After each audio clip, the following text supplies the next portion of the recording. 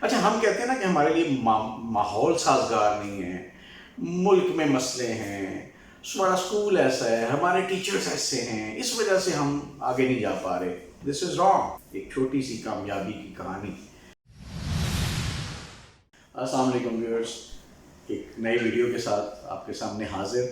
اگلے 2 منٹ میں یا شاید اس سے بھی کم وقت میں آپ کو ایک اتنی اہم بات بتاؤں گا. اگر آپ اس کو غور سے سنیں گے تو آئی ایم شیور کہ بہت سارے لوگ، اگر سارے نہیں تو بہت سارے لوگ شاید ان کے لیے ریلیونٹ ہو، اور اس طرح کی کام کرنے سے وہ اپنے فیلڈ میں ضرور کامیاب ہو سکتے ہیں.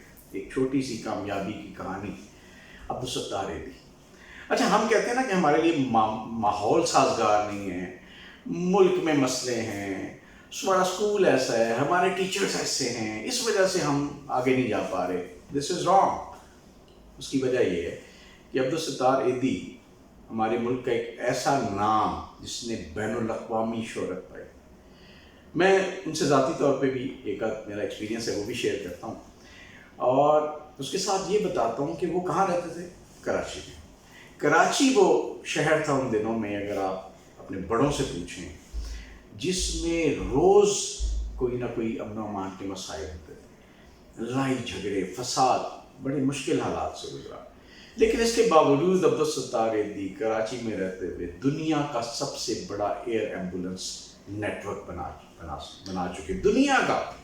اب دنیا میں وہ سارے گورے، سارے بڑے بڑے لوگ شامل ہیں جن کے پاس وہ ساری سہولتیں ہیں جو آپ کے، میرے اور ایدھی صاحب کے پاس نہیں تھی. تو دیٹ از کالڈ کمٹمنٹ.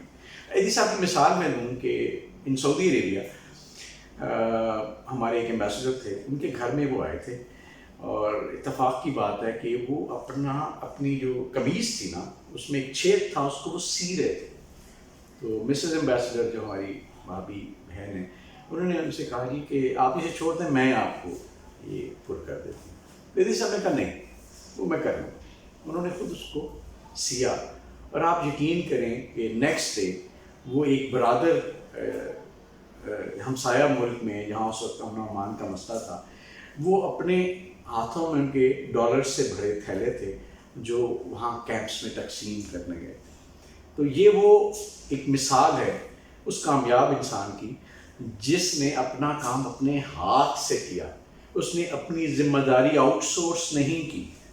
اس نے پوری ایمانداری سے اور ذمہ داری سے وہ ڈالر میں سے چند ڈالر اپنے اوپر لگا کے ایک نیا خوبصورت سوٹ خرید سکتا تھا. اسے کیا ضرورت تھی اسے چھید بھر کے اس کو سینے کی. تو یہ جو کیریکٹرز ہیں نا، یہ جو رولز ہوتے ہیں، یہ آپ یاد رکھیے گا کہ ہمیشہ کامیاب آدمی وہی ہوں گے جو اپنے آپ کو اس قابل بنائیں گے. جب آپ اپنے آپ کو اس قابل بناتے ہیں، اللہ آپ کو کامیاب کرتے ہیں. Wish you all the best of look.